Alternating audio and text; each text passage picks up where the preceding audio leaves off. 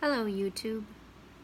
It is Friday, August 3rd, and I've been doing a lot of thinking, so I want to share with you some writing that I've been doing and try to hopefully reach a new place with some of the stuff that I've been thinking about. And I know a lot has been confusing on these videos, but one of the things that I really, before I even get started, I want to explain liking and subscribing.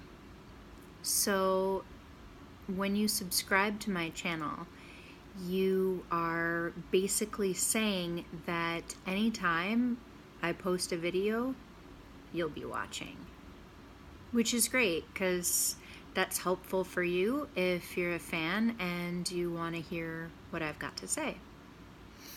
Also, there's a little bell right under the video that you can click on, and that will basically remind you or tell you when I'm posting something new.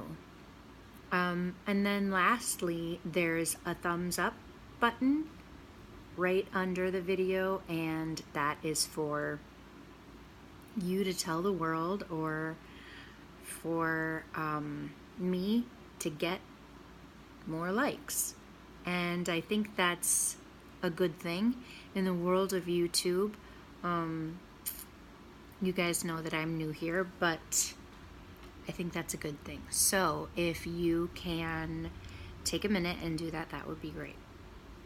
Like, subscribe, and then hit the bell too. So now that I've said that, I want to talk about a couple things. I might just read.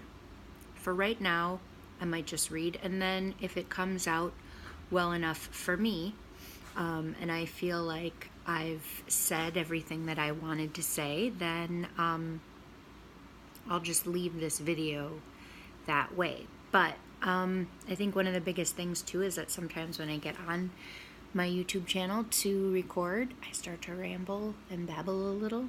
So we'll see how this goes.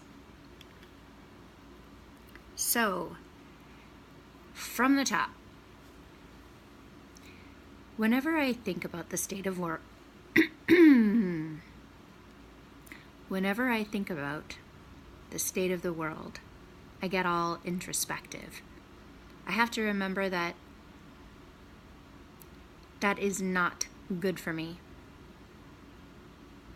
When I get thinking too hard, I need to do something to step outside of that and move in a different direction. But the thing is that I have a hard time shutting off my brain. You see, one of my patterns is to make lists. I will make a list of all the things that need to get done. I might even prioritize them by number or what needs to get done first, etc. The hardest part for me, though, is that I cannot shut it off. The list just gets bigger and bigger. I have 3 therapists right now. I see one because I've been seeing her on and off for about 6 years. The second I see because she was a part of my plan I made when I left the hospital. And the third is a guy I found who will do couples counseling. It's actually really hard to do all these therapy appointments. I get so tired after each appointment. One of the things I have been meaning to do, though, is to write when I get done with my appointments. When I see each therapist, I see them specifically for different topics. Different thoughts come out at each one. instead of catching myself up on all of them and what they have done for me, I'm just gonna make a list. In the spirit of lists, which is something I'm not supposed to do, I'm gonna see if I can figure out how to use this computer's word processing application. It's called Pages. At some point, I'm going to need to figure out how to make a graph. I want a diagram of how I'm doing and what affects my wellness. List number 1. This is a list of all the things I want to do. Later, I will refine it, which I think is kind of appropriate. Don't just make a list, refine it later. I want to clean out the basement bedroom. I want to gather all my pertinent paperwork that needs to be thrown away or stowed. I want to get rid of crafts I can't stand to look at, mostly because I know I'm never going to get to them or finish them. Pare down the garments that are in the downstairs closet. Schedule me time to paint my nails, do my videos, write, nap, meditate, do yoga, etc. Plan things with my neighbors. I have nice neighbors.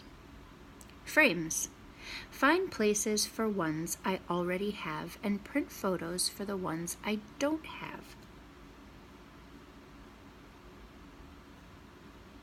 So I think what I was meaning to say was that I have some frames with no pictures in them, so print pictures for the frames that don't have any pictures in them. Create a meal plan for the week or month with sizes and days to pick stuff up.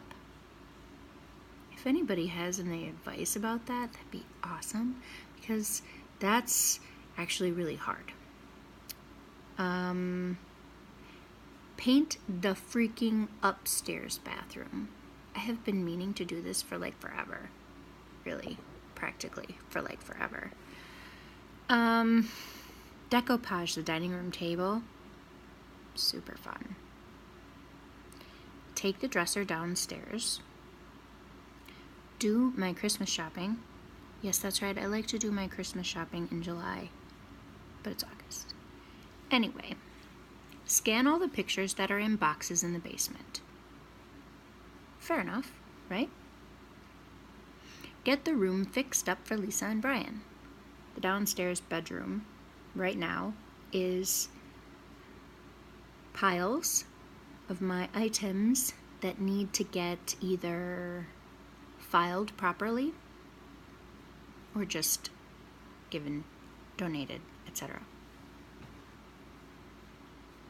I put down sell and or buy a car.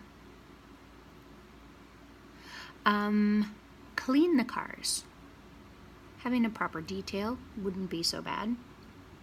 Clean out the cabinet on the build out in the living room. You don't need to know about that. Pull up the carpet in the basement. Clean the carpet in the basement. Touch up the paint in the basement bathroom. Pare down Christmas stuff. Go school supply shopping. Create a real address book with friends and families, birthdays, etc. Make plans with Josh. List number 2.